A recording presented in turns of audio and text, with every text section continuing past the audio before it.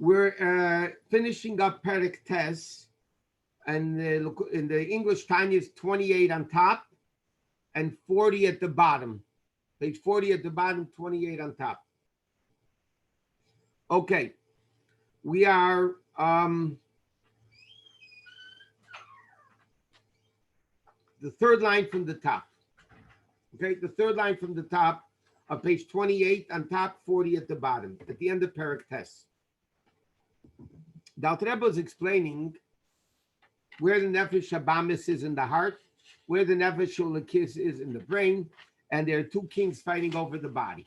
And each one wants the city, as he gave the analogy, to listen to them, to be in total control of the city.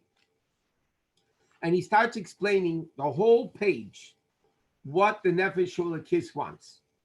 And he says, the godly soul wants that the person should be full only of intellect of Torah mitzvahs.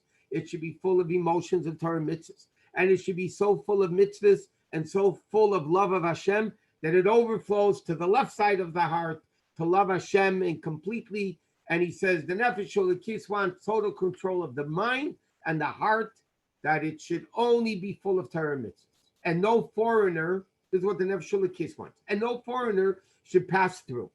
Okay, and he says, the third line from the top.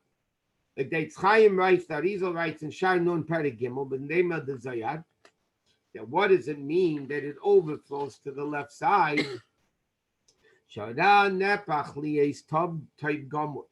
It overflows to the left side, meaning the love of Hashem that the Nefesh Sholakis have overflows to the left side, to influence the Yetzer Hara also to love Hashem, mamish to be like a Yetzer Taiv, that the Yetzer Hara should love Hashem just like the Yetzer Taiv. And last week, if you remember, we explained that the love of the animal soul is stronger than the love of the godly soul.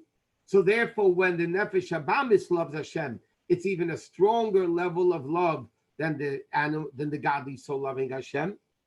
How do you do that? By removing. How do you get the Nefesh Habamis to love Hashem? He says by getting rid of all the filthy, impure garments, meaning all the desires of lust and evil of worldly things, which are the pleasures of this world, that the Nefesh Habamis is in. Meaning, how do you get the Nefesh Habamis to love Hashem? By getting rid of all the evil things that the Nefesh Habamis wants. In other words, convincing the animal soul, the Nefesh Habamis, that the Nefesh, that worldly things are not what you should want. What you really should want is godliness. And he says, not only love, the same thing, all the other emotions of the heart, which are the branch offshoots of love and fear. Again, this is going out, the Rebbe is explaining this page and a half. Very simple what the Nefesh Sholakis wants in the body. He wants control of the body. That there's the body, which is the city, which is the body, is composed of intellect, emotions, thought, speech, and action. And Alter Rebbe elaborated in this whole parak what the godly soul wants to control the body, that the intellect should only be full of godliness, the emotion should only be full of godliness to the extent it even pours over to the other side of the heart, which is still in the body, that it should also only want godliness. And then he says more than that. And not only does he want to control the intellect and emotions, but he also wants to control the thought, speech, and action of the person. Meaning, that the power of speech and thought, which is in the mind, should only be full of malavushim machshava dibur of the nefesh sholakis levada. What does he want? That the thought of the person and the speech of the action will come too soon. The thought of the person and the entire speech of the person should only be full of kedusha. No foreign thoughts, no foreign desires, no foreign language, nothing but Torah mitzvahs in thought and speech, which are machshavas Hashem, thoughts about Hashem, the Torah and His Torah. What does this mean in practical language? Liasichase kol hayom, that the talk of the person should be lepamtzik pume megirsa, that his mouth doesn't stop learning Torah whole day. So what does the Nefesh Elokis want so far? Intellect, feelings, thought, and speech. And now he says, Koyach HaMaisa should be Yadayim, and the power of action in the hands. The Shara Mache Vodov, and the other 248 limbs, Yobamaisa Mitzvahs Levad, should only be doing mitzvahs, which is Levosh HaShlishi of the Nefesh Elokis, the third guy. Okay, this whole thing, in the next two lines, the Alter Rebbe says what the Nefesh Habamis wants. But meanwhile, the Alter Rebbe again is explaining what is again, there's a Nefesh Elokis, there's a Nefesh Habamis. Okay? Then the Alter Rebbe says, okay, now they're both in the body. They're two leaders, two kings that want to control this city called the body. So the Nefesh Elokis, Alter Rebbe elaborated on the whole thing. Seichel, midas, thought, speech, and action should only be full of Hashem. And then he says like this, in two lines. Ach nefesh habamis shmea klipa. The nefesh habamis that comes from evil. Ritzeina lahepech mamish. Wants mamish the opposite. Meaning, your mind should not be full of intellect of Yiddishkeit, feelings of Yiddishkeit, thought, speech, and action. It doesn't want it. It wants the opposite. You should want worldly things. But then he adds like this. Why does he, when Nefesh Habamis want? This is a remarkable thing, the Alter Rebbe says.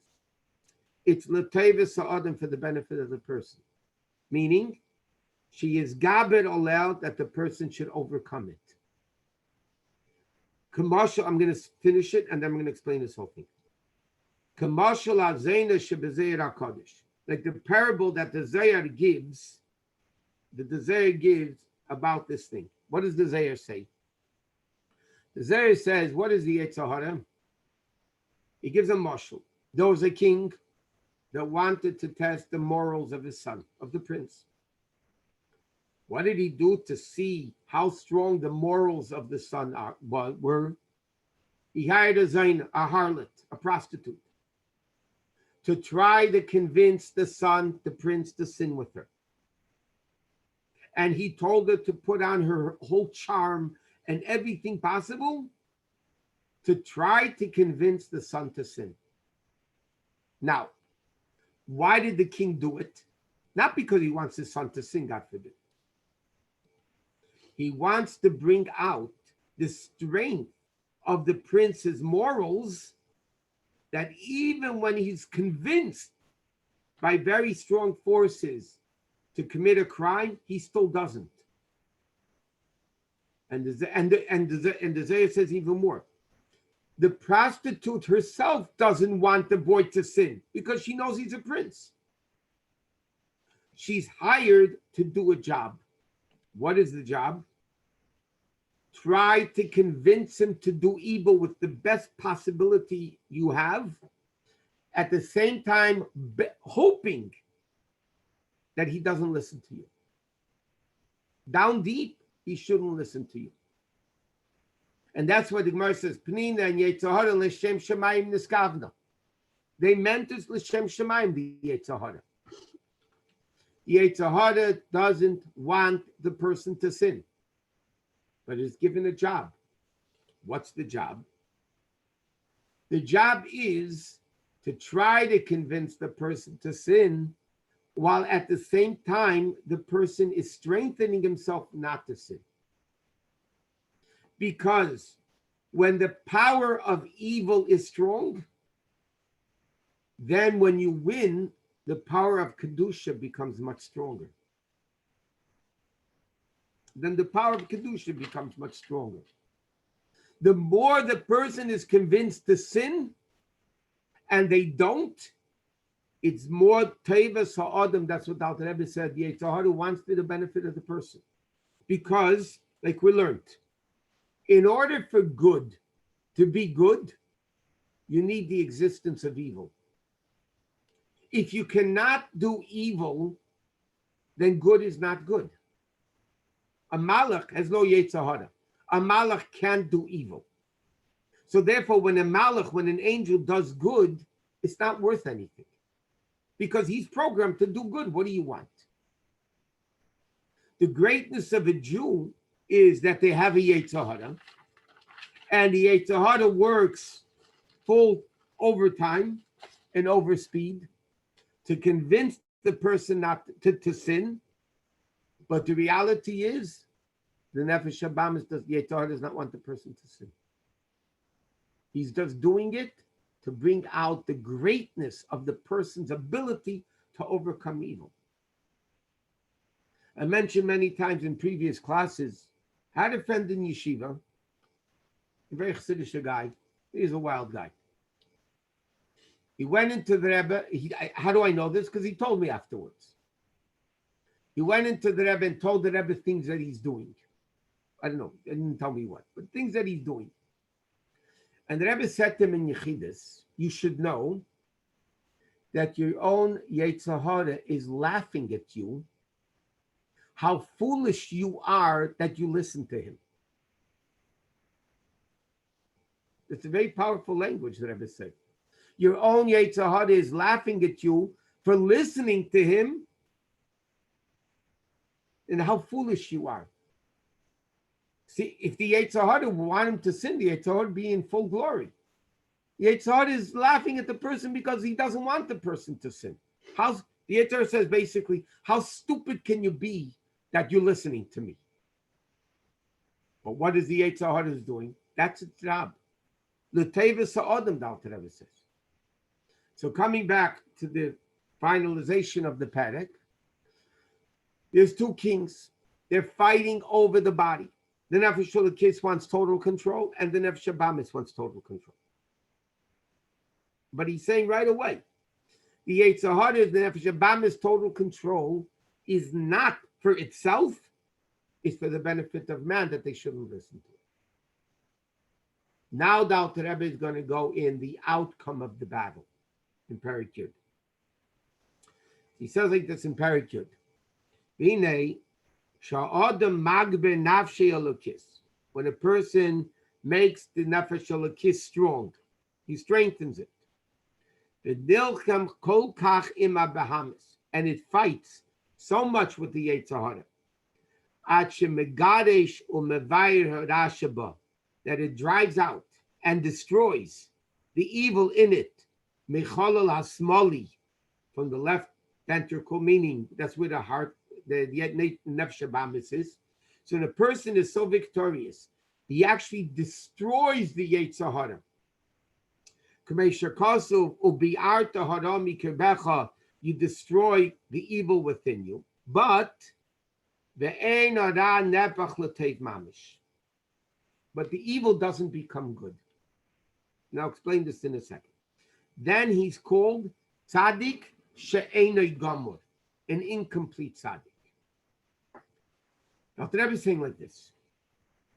And now in this Perek, in the whole Perek Yud, the Alter Rebbe is explaining the definition of a tzaddik of Tanya. We didn't get to the Beinanim yet. Beinani is Perek Yud Beis. In Perek Yud, the Alter Rebbe is going to explain what the level of a tzaddik is of Tanya. Perek Yud Aleph, the Alter Rebbe is going to explain the level of a Rasha when you lose the battle. And then he's going to talk in Perek Yud Beis exactly what the Beinani is, that's what we're all supposed to be, a Beinani. He says like this. There's a battle going on. Nefesh Elokis, Nefesh Habamis, yetzer tov, yetzer hara. And the person wins.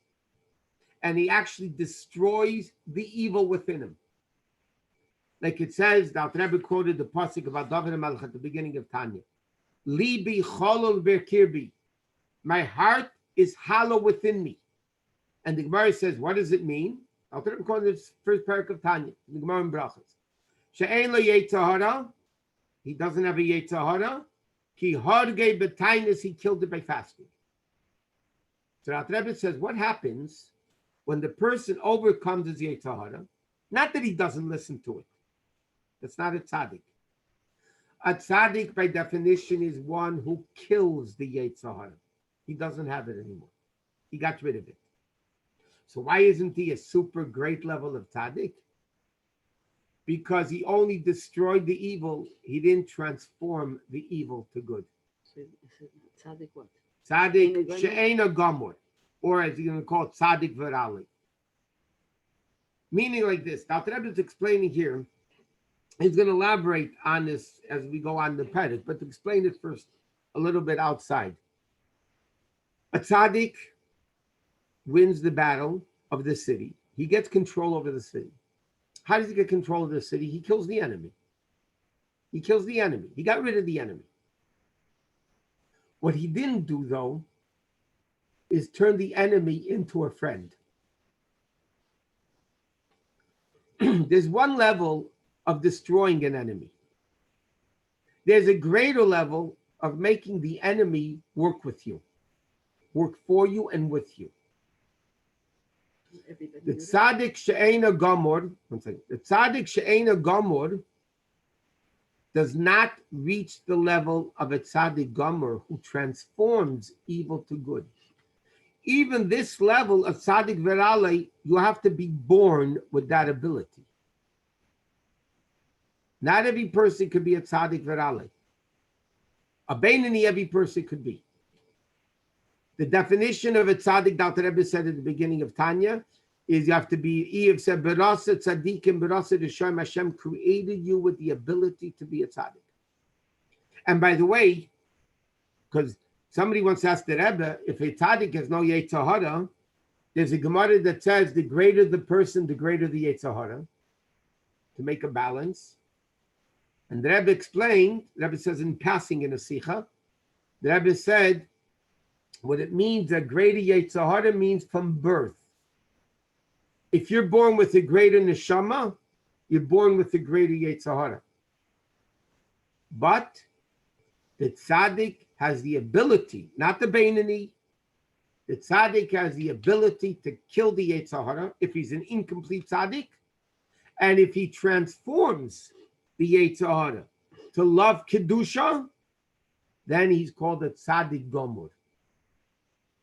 Both of these qualities have to be born. Both of these qualities, you have to be born with that ability. If you're not born with that ability, well, that we'll see later in Perek Yudal. Dr. Rebbe says somehow you can get it somehow. You can get that level of tzaddik through various methods, but not directly. Now there's a question. Okay? We're saying here, and again, Dr. Rebbe is going to explain it more. I just want to explain this concept. Dr. Rebbe says that if you kill the Yetzer Hara, which is the first step, right?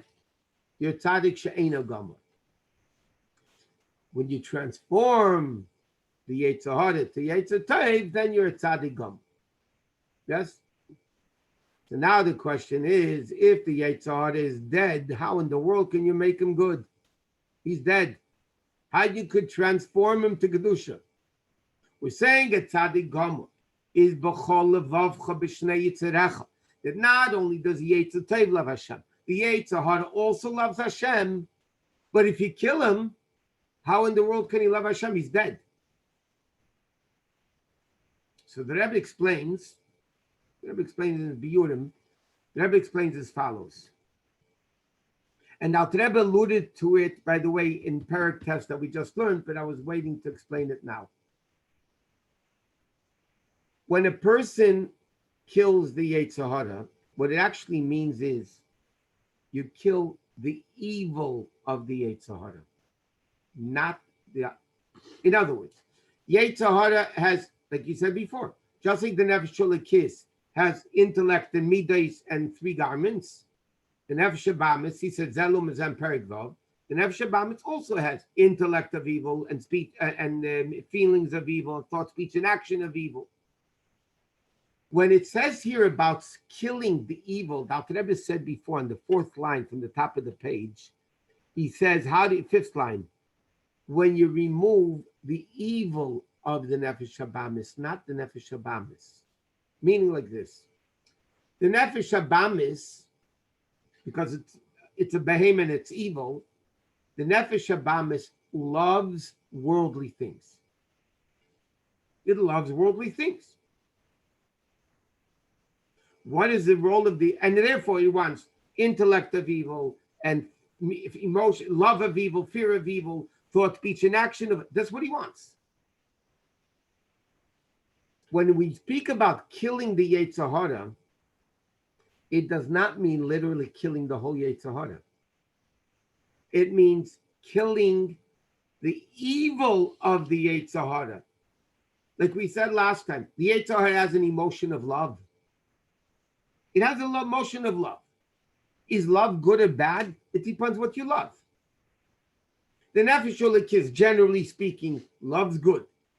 Generally speaking, the Nefesh Habamis loves evil. The Yetzer Hara loves evil. So what do you do to kill the Yetzer Hara? It's not that you kill the love of the Yetzer Hara. You kill the evil, what the Yetzer Hara loves, but not the attribute of love or fear or thought or speech and action. The Yetzer Hara wants to think evil. You kill not his thought, you kill the evil that he wants to think. You kill the speech that he wants to speak bad and the action that he wants to sin. So therefore, it's not a problem to kill the Yetzer Hara in stage 1 and then in stage 2 to transform the Yetzer Hara to Yetzer Tov. Because you're not killing the Yetzer Hara. If it's dead, how can you change? How can you transform it? It's dead. The answer is you're not destroying the ava, the love of the nefesh habamis. You're not destroying the intellect. You're destroying the evil of the love, the evil of the intellect. Now you're left with a neutral love that doesn't like anything. It can go either way. So what does the tzaddik gomer do? The tzaddik gomer takes this love, the attribute of love, not what it loves, the attribute of love that the Yetzer Hara nefesh habamis has, and he transforms that love to love kedusha. That's called transformation. The first level is you kill the Yetzer Hara. It doesn't want anything. It doesn't want good. It doesn't want bad. You killed it. The higher level is you take the love and fear and intellect and thought, speech, and action, all the other midas that the Nefesh Elokis has and Nefesh habamis has, and you kill the evil of it, and then it transforms the love that instead of loving world, now it loves kedusha. But in order to transform it from loving evil to loving kedusha, you got to first kill the love of evil. Because if it's still loving evil, there's no way you can transform it to kedusha, because it's loving evil. So you have to get rid of what it loves, how it loves, why it loves, and then you're left with the pure emotion of love, and then you transform that not only does the Nefesh Elokis love kedusha, but even the Nefesh habamis loves kedusha, and that's called the tzaddik gomer. But until you do that, you're called tzaddik she'ena gomer and tzaddik veralei. And what does this mean? We're going to stop in a few minutes because we started a little late. What? Tzaddik she'ena gomer and tzaddik veralei is the same thing. Yeah. Now, what does it mean? Tzaddik veralei. See, I'm going to say it outside and then we'll see it inside. Tzaddik veralei means like this. He's a tzaddik that has evil, but the evil is hit to him, subdued to him. What evil? If he killed the Yetzer Hara, he doesn't want evil anymore. Why does he have evil?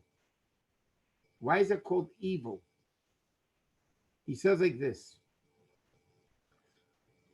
Okay, we're going to learn more, elaborate more on it next time in Mitzvah Hashem. But it means like this. Many people will not steal, kill. They won't do things wrong. They won't do it. But it's not going to make them sick when they hear about it.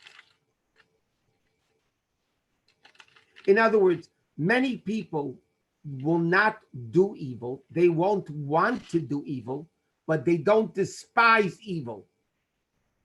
They don't hate evil. A person who doesn't want to do evil, but doesn't hate it, shows there's a little bit of evil left. Because if he would gotten rid of all the evil and transform it to Kedusha, he would not only not do evil, he would despise it. It would make him sick. They tell a story that analyzes this. Some people wanted to make fun of the Mizritcher Maggid. So they brought into him a woman who wasn't dressed tzniistic. She wasn't dressed properly. He saw her, he vomited. It made him sick. There's a level, all of us, by the way, we're not going to kill somebody. But when you hear, God forbid, somebody killed somebody, does it make you sick? It doesn't make you sick. And it makes me sick. Yeah, but you go to sleep and you eat and you sleep and everything's fine. Now, the Rebbe is going to explain over here, if you don't hate evil, despise evil, that shows you're still connected to evil a little bit. And the fact that the tzaddik Gomor, the tzaddik, did not transform the nefesh habamis, that it should only love kedusha, that shows that it doesn't despise evil, because if it despises evil, it would only love kedusha. And the fact that it doesn't despise evil shows that his love to Hashem is incomplete. And therefore he's called tzaddik eino gomor, incomplete tzaddik, and he's called tzaddik vera loi. He has evil. What is the evil but loi? It's subdued, subjugated to him. Because the only evil he has is that he doesn't despise. It's a very extremely lofty level. By the way, nobody dream about it. It ain't happening. Okay? With all due respect, halavaya beinini, like it says. We got a long way to beini. Why should we learn about it then if it doesn't apply to us? The Alter Rebbe explains in Perek Yud Daled, it's possible certain times, if you try hard enough, Hashem will help you. He'll give you, in a pregnancy state, the neshama of a real tzaddik that will help you actually despise evil. And by the way, even on our level, a tzaddik despises evil 24/7. If a person can work on themselves, that even 1 minute to despise evil, in that moment, he's a tzaddik gomer. In that moment. The problem is, a second later, he's sinning. But that's the difference. And to be continued, Mitzvah Shem next week.